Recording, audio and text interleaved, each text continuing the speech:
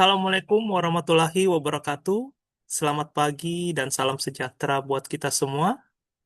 Shalom, Om Swastiastu, Namo Buddhaya, salam kebajikan, Rahayu, salam Pancasila. Pada pagi hari ini kita akan bersama-sama membahas mengenai faktor kontaminasi makanan, baik dari aspek biologi, aspek kimia, maupun aspek fisik. Di mana tema daripada pembelajaran kita yaitu mengenai jenis cemaran.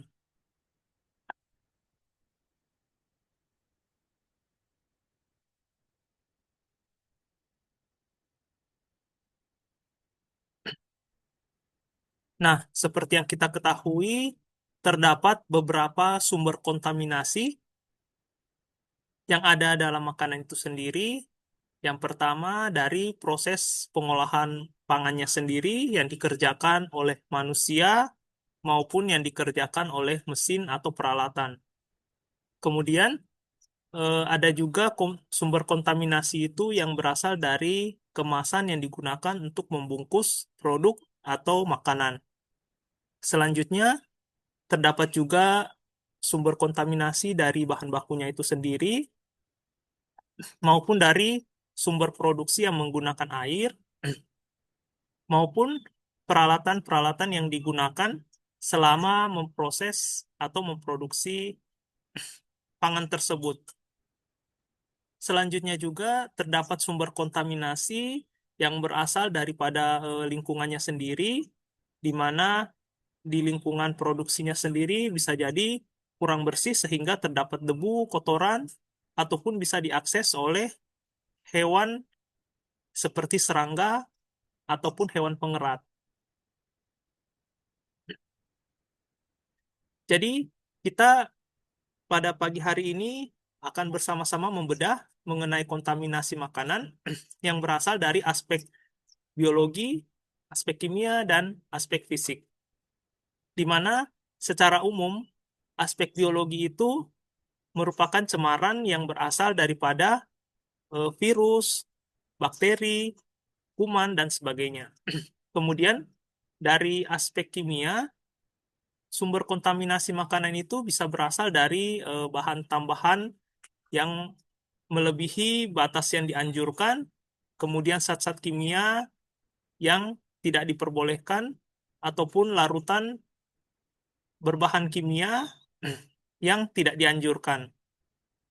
Kemudian terdapat juga sumber kontaminasi itu yang berasal dari fisik, yang dapat melukai tubuh manusia apabila dikonsumsi ataupun menjadi sumber cemaran dari hewan ataupun bahan yang di luar daripada bahan yang dibuat untuk produksi untuk makanan yang layak. Seperti contohnya hewan lalat, kecoa, hewan pengerat, ataupun berasal dari bahan lainnya, misalnya seperti pecahan kaca, logam, dan lain sebagainya. Nah, seperti yang telah tadi saya jelaskan, bahwa cemaran biologi itu bisa berasal dari kuman atau bakteri, cacing parasit, maupun protozoa. Dan dari cemaran fisiknya sendiri bisa berasal dari bagian tubuh manusia atau bagian tubuh dari serangga. Misalnya potongan kuku, rambut, atau dari potongan badan serangga atau hewan lainnya yang tidak masuk dalam proses produksi yang layak untuk dikonsumsi oleh manusia. Kemudian ada juga cemaran kimia bisa jadi adalah mikotoksin, logam berat, kemudian bahan atau zat kimia berbahaya, ataupun bahan tambahan yang melebihi dari takaran yang dianjurkan.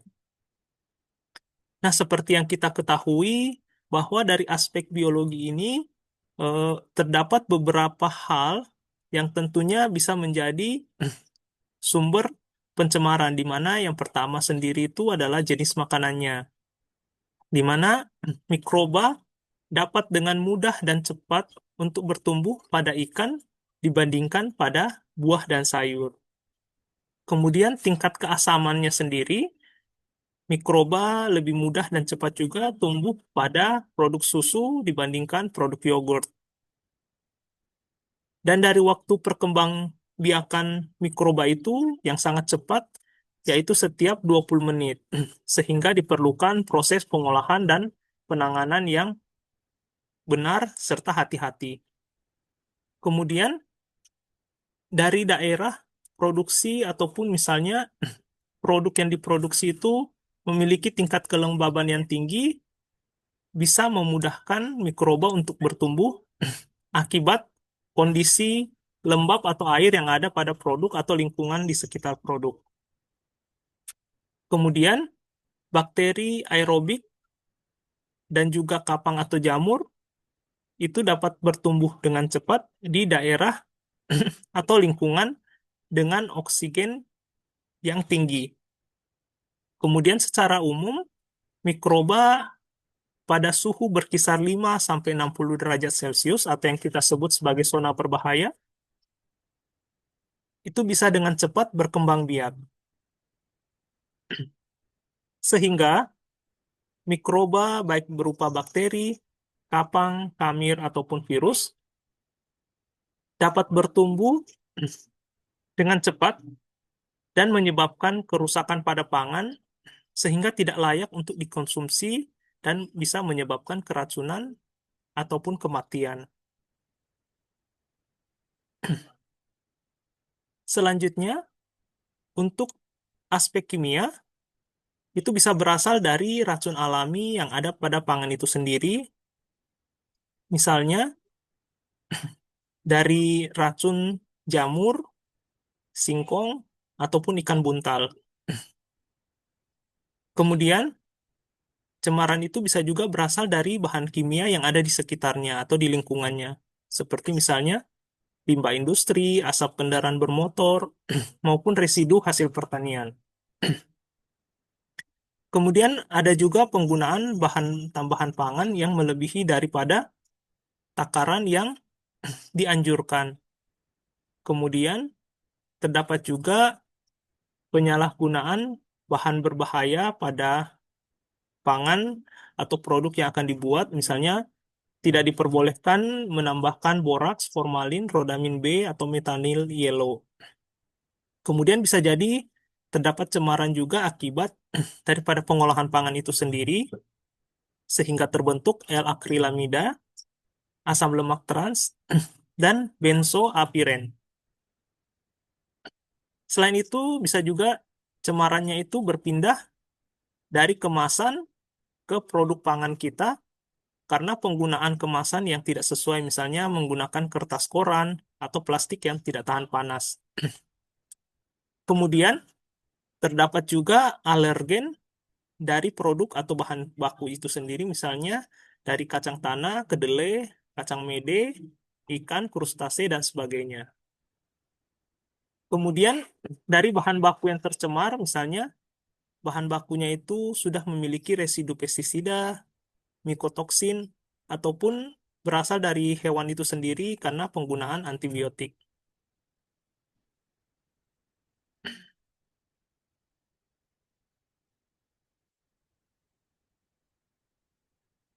Selanjutnya, untuk cemaran fisiknya, sebagian besar disebabkan oleh kelalaian pada manusia dalam menangani, memproses, maupun mengolah makanan atau produknya, karena bekerjanya itu tidak sesuai dengan SOP atau standar operasional prosedur. Terus, SDM-nya itu mungkin pengetahuannya belum memadai ataupun tidak didukung oleh peralatan yang layak. Nah, beberapa contohnya itu dari cemaran fisiknya sendiri seperti kuku, rambut, plastik, debu, pasir, kerikil, batu, tulang, kayu, kaca, logam, dan berbagai bahan-bahan lainnya yang bisa mengganggu ataupun melukai konsumen yang mengkonsumsi atau memakan produk yang kita buat. Sehingga dapat kita simpulkan bersama bahwa bahaya cemaran ini terdiri dari tiga aspek. Yang pertama, bahaya biologi, bahaya kimia, dan bahaya fisik. Di mana bahaya biologi itu disebabkan oleh parasit yang bisa berupa cacing atau protozoa, bakteri, dan virus yang bisa menyebabkan eh, kerusakan pada makanan sehingga makanan kita menjadi busuk dan tidak layak untuk dikonsumsi, di mana bisa menyebabkan keracunan bahkan hingga kematian.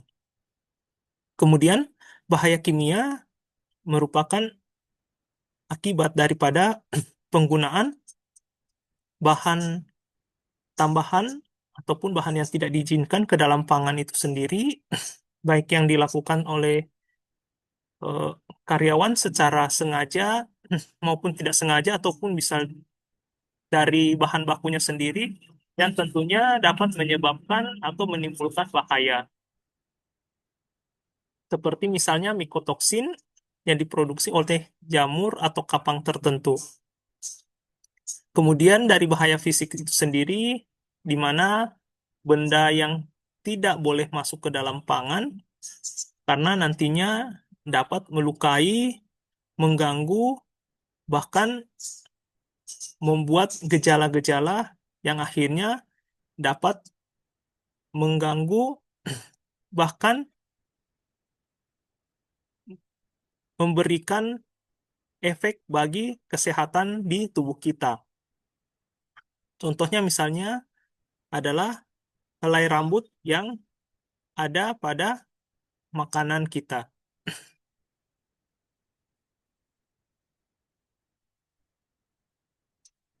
Sekian materi kita pada pagi hari ini. Semoga bermanfaat. Assalamualaikum warahmatullahi wabarakatuh. Shalom, Om Santi Santi Om. Namo Buddhaya, salam kebajikan, Rahayu, salam Pancasila.